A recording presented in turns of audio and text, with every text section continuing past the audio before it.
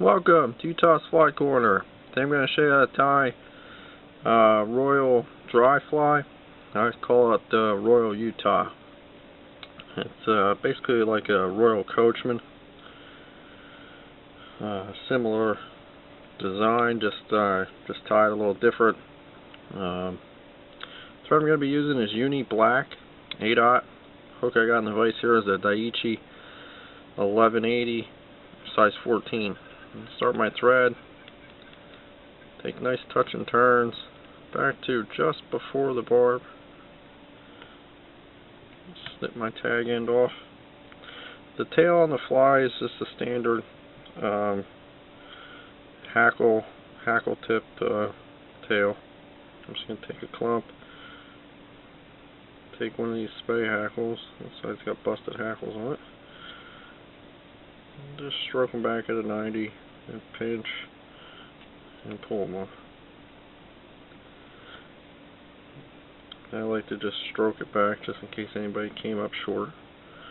You want a decent tail on these guys because you're going to fish them in a riffly kind of water. So just measure it the full length of the body, hold it close to the hook, catch it in with a turn, sneak one underneath, grab your tips, pull them up again, take another tight turn right over top of it. That's going to splay your tail all out. Just take a look, see how it's sitting. That's good. Okay, then the next thing you're going to tie in is extra fine or extra small silver wire. It's going to help protect everything. It's UTC extra small. Then the next thing is going to be peacock herl. What I like to do with mine here is I only use one herl. If it breaks, you're kind of SOL, but ultimately what I go for with this fly is a slim profile, not a standard beefy profile. But just wrap your thread nice and tight, tying this stuff in. Just wrap right up to about the point. Then wind your peacock herl. Just be careful on that first turn. Nice touch and turns. Oops.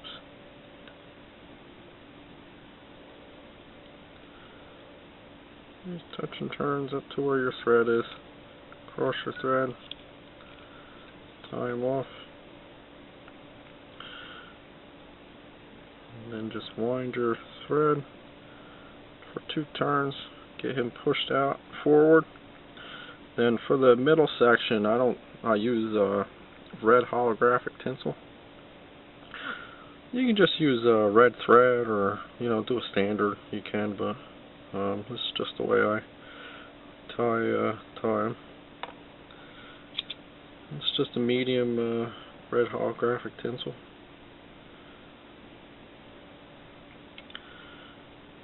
Catch that in. I'm just going to wind the peacock herl.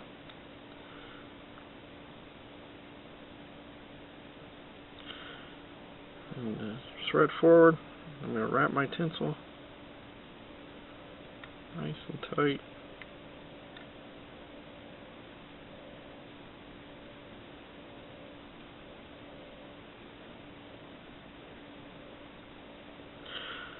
It's funny when you wrap holographic tinsel, it'll look like it's going on like lumpy, but that's actually the holographicness to it. Because you can run your finger over it and it's smooth as anything. It just looks that way.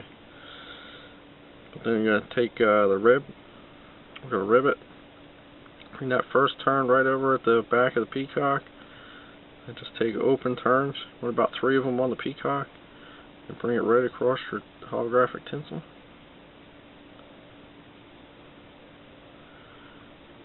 Catch your thread on the way up, nice and tight. Pull your peacock herl back with 1 turn, and tie down your wire nice and tight. That whole while you got to keep the thread tight. Bring You can bend and break your wire off. You put down a layer of thread here in the front. I don't want to go all the way to the eye. I don't want a huge head on this fly. I'm gonna try to keep it nice and small. Now for the wings, with this one I'm gonna go with the white standard color for a wolf. I mean a coachman. It would have to be a hare wing to be a wolf. But I also do them with fluorescent orange and chartreuse, which just makes them easier to see on the water. But what I do is I pinch about halfway. I pinch the yarn over the thread, bring the thread over to the hook, and one in front, one behind, and then just open your yarn, spread it open. And it's just like doing spinner wings. Throw two figure eights in there. And then I like to just take a couple of wraps around each wing. This is just going to help them, keep them separated, and just keep you with that better wing profile for using a poly yarn. And the beauty of the poly yarn is, you know, it floats, doesn't absorb any kind of water. Okay, now we're going to tie in our hackle. For these flies, I prefer saddle hackle, just because it's going to help keep the fly up. If I was aiming to fish this fly in more softer water, I would go with a neck hackle, but I generally fish these in pretty good moving water. I'll catch that in between the wings, in front of them. Wind my thread back and on to tying it in. I'll bring my thread right back to where my peacock roll is tied in. And then bring the thread forward. Now this time I'm going to go down to the eye, so I'm not building a step. I just have a taper.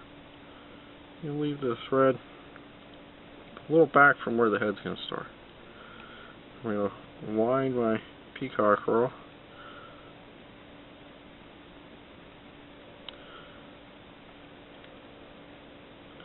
The opposite way that I wind my thread. I'm just going to do some figure eight wraps here. Just get them nice and bushy up in here in the front. One turn in front. Across the thread. I do one on the herl, one on the shank. One crossing over the herl, one on the shank. And one last one to anchor that. You can snip your herl out of the way. Maybe hold your thread tight and run your fingernail up. It'll get those stray herls out of the way of the eye. Bring your thread back for your head. Now we're going to wind the hackle. I like to push the wings forward.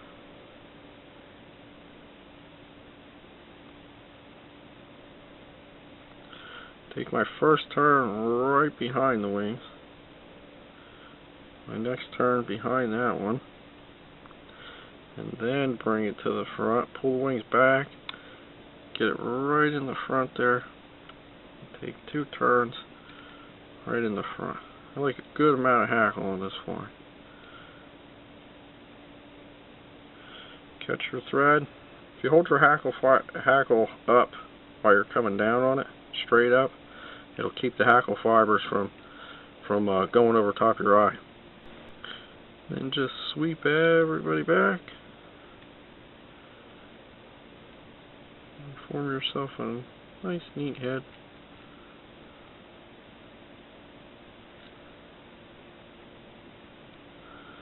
You can snip your hackle out of the way.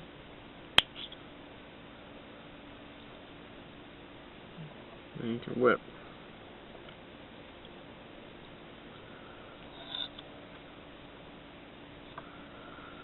Whip nice and tight. Snip your thread. I just push the hackle back into place because you always mess it up when you're pulling it back like that. Forcing it back so that you don't tie any in when you're tying off. Then I like to get those wings into place. You can pull on them.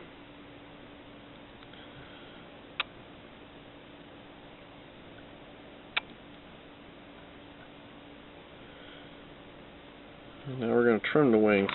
Now the wings, you can leave them tall. You know, these are pretty much for visual purposes of you being able to see the fly on the water.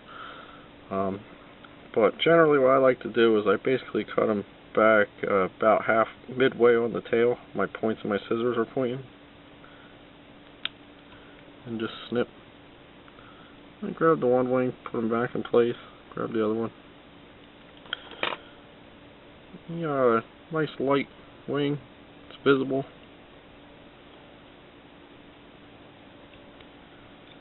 And just like any Royal Coachman, extremely effective fly. With the wire rib on there, I mean, I've fished one of these for days and days, and the thing's still holding together. Caught tons of fish with it, and it's still holding together. It's just that wire rib really enforces it. And as you can see, the holographic tinsel there stands out very nicely. And we just have the peacock herl tucked underneath the hackle there, instead of having it back here and then there going across. But that's the Royal Utah. Check me out, my site, www.utahsflycorner. Thanks for watching.